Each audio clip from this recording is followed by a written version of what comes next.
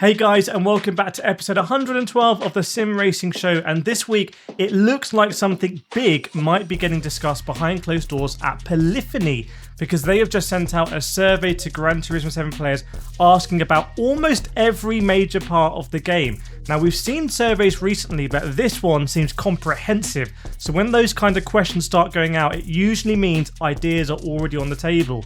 So is this the first real sign of Spec 4, Gran Turismo 8, or just the biggest Gran Turismo 7 update we've ever seen? I was with Polyphony a few days ago at Goodwood asking them the things you want me to tell them, so we'll break it down in just a second. Now, Assetto Corsa EVO has also taken another huge step towards becoming the game fans have been waiting for, with modding now expanding into multiplayer. Fanatec somehow managed to deliver both exactly what the community wanted and exactly what they didn't.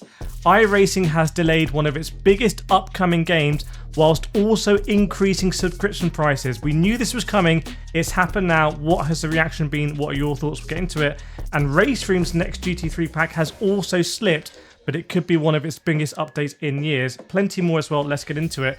It looks like something big is going on behind the scenes at Polyphony, because they have just sent out a new Gran Turismo 7 survey asking players what they actually think about the game. People say Polyphony don't listen. That's not my experience. I spent the time at Goodwood with them, telling them all the ideas that you guys want, telling them about VR HUD mod, telling them about free roam, telling them about bigger lobbies. So whatever you've been telling me in the comments of the Sim Racing Show, I've been telling Polyphony directly, which is amazing.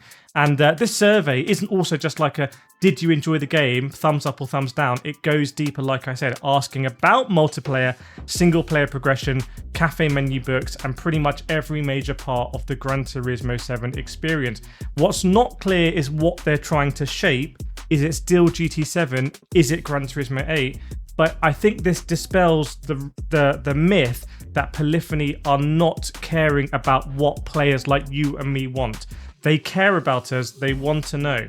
Now, everyone is excited about the possibility of maybe getting a Spec 4 update for GT7, or just hearing about Gran Turismo 8 itself. But the biggest request, I would say by far, and what I put in when I gave my feedback to Polyphony directly in person, is a proper career mode. I feel like the game needs to be structured around a proper career mode. Lots of players like yourselves are telling me that you're tired of the same old cafe menu structure. We're adding new cafe menu books and conversations, and we want that classic Gran Turismo progression back. Buy a cheap car, build it up, unlock championships, win. It's not rocket science, and that enables us to create memories with the cars rather than constantly jumping around into whatever the next cafe menu book is telling us to drive. It's completely at odds. Offline play as well. I want to have offline play sorted, not what happened with Gran Turismo Sport. Better AI, improved custom races, and classic tracks coming out like Seattle, Autumn Ring, Special Stage Route 5, and Tokyo R246. Now, one thing that surprised people is that VR wasn't mentioned anywhere in the survey. And considering how many Gran Turismo players now race exclusively in PSVR 2, that's become a massive talking point online. Don't worry, I let Polyphony know that PSVR 2 needs to be a focus for them. There is a massive community. So big thanks to everyone who subscribed to the channel, supports me, shares these online. You enable me to go to these events and give your feedback directly. But let me know in the comments right now, if Polyphony only picked one thing from that community wish list, what should it be? And do you think Gran Turismo 8 is coming soon? Now, while Gran Turismo 7 players are telling Polyphony exactly what they want, Kunos might have finally realised what made the original Assetto Corsa so special. I got a lot of flack and hate, let's say, about 2 years ago when I said Kunos were making a massive mistake by not facilitating modding at launch. I was the hate was basically saying, how can you talk bad about Assetto Corsa EVO? This is going to be the best sim racing game ever. You're talking nonsense. No one cares about mods. Well, it turns out maybe I was right, and mods are really important. And that's why Kunos have made this important move in version 0.8. Now, obviously, they've added Kyalami, they've added the KTM Expo GT2, GT4, and the Mark 8 Golf R, but that's not going to change anything. That's not what's catching people's attention. The real story is modding, because Kunos have now taken that big step towards making EVO the kind of platform that the original Assetto Corsa became and still is. So mods in Assetto Corsa EVO can now be used in multiplayer. VR has received another major round of improvements, including foveated rendering. That's huge for not having to stress out your GPU too much. There's also more graphics, physics, and optimization updates happening under the hood. And I have to say, this is the direction that EVO should have gone in a year ago. So you may have remembered that video I made saying they were making a mistake by not embracing modding. I was very happy to stick to my guns there and say what I believed in. And while I think they should have done it earlier, I'm glad they've done it now. You have to remember, the original Assetto Corsa is such a massive game and still alive today, largely because of the modding community. We're talking thousands of community-made cards, tracks, servers, graphic updates. When I drive in real life now at circuits, I go to Assetto Corsa and I get the mods so I can practice before my driving and my racing. Now, I've said it before and I'll say it again, this is also another maybe unpopular opinion. You can't expect the community to solve every problem for you. Modding cannot be a replacement for good AI, polished multiplayer, better presentation, or ultimately finally delivering free roam as was promised by Kunos. Kunos still have a lot to do there, but modding will allow stuff around the edges. Unlocking the modding is going to unlock the potential, but we can't let Kunos off the hook. Like, they can't just keep adding tracks and a few cars. That's not going to be enough for Assetto Corsa EVO. Now let me know in the comments, do you think modding is what will make EVO a success? Or does Kunos still need to fix the core game first? Now, next we have some good and not so good news from iRacing. Before we get into that, a big thank you to today's sponsor of the Sim Racing Show, which is Asetek Racing. Asetek is going really hard at the moment with Initium. You might see it around the place.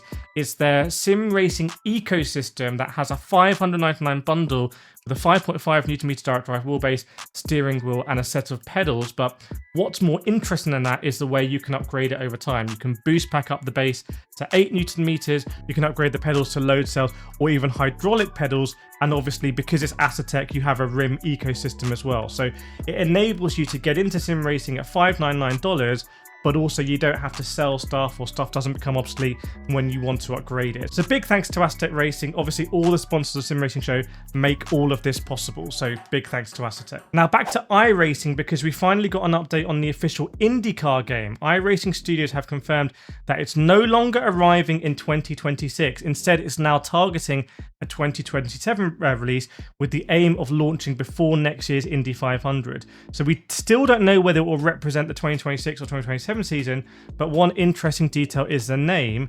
Instead of following the NASCAR naming style, it's simply called IndyCar Racing the Game, which could suggest iRacing are thinking about a longer term live service style platform rather than releasing a completely new game every year. Obviously there's monetization concerns in there, but it also gets around the trappings that the F1 game has had, where it kind of launches halfway through the season, or it used to, with outdated cars and liveries. Now, fortunately, iRacing has done the thing that nobody wanted to hear, and you're not going to hear this from, iRacing streamers and YouTubers, but subscription prices are going up, and I'm not sure it's a good thing. From August 18, pretty much every subscription becomes more expensive. So a 1 month goes from $13 a month to $14.75, and a full year goes from $110 to $124.50.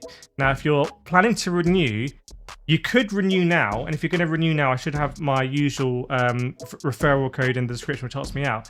But normally when it comes to renewing or getting a subscription, you should wait for the sales. That's what I always tell you, wait for the sales, the Black Friday sales. But now the subscription price is going to come up, but I reckon actually the Black Friday deal is still going to be better. So I actually wouldn't renew now and panic unless your subscription's coming to expiry. Probably Black Friday is still going to be the time to do that. However, fundamentally, I don't think iRacing should have increased subscription. Obviously, they have their costs they've got to deal with, but I just feel like the growth of iRacing should enable them to manage that accordingly. They haven't increased the price that much over the years, but we still have to pay for every car and every track as well, apart from what's bundled in the included content. Now, from one company making changes behind the scenes to another announcing a brand new partnership that could produce a very interesting piece of hardware, because Fanatec are teaming up with Nissan, which is not something I think a lot of people expected, and it could get interesting. This is a new licensing partnership between Fanatec and Nissan, and we just don't really know too much yet, apart from they're working on a brand new officially licensed steering wheel inspired by Nissan's performance heritage. So that opens up a lot of possibilities. Are we talking Skyline GTR, GT500, Nismo, maybe something inspired by the road cars, maybe something completely bespoke? Right now, Fanatec are keeping their details pretty close to their chest, but as soon as I hear, I will let you know. Is Fanatec the right partner for Nissan? I don't know, because Fanatec is still not really there when it comes to screens and wheels. Now, it's not all good news for Fanatec because they finally addressed the firmware situation that unacceptably frustrated a lot of CSL.DD and GT.DD Pro owners. If you remember, there was a recent firmware update associated with unlocking FullForce on these wheelbases, something I'd been told previously simply was not possible, so that raised eyebrows with me. But when the firmware update came out, it made a number of wheelbases essentially unusable or unreliable, and it was one of those situations that really tested the community's patience.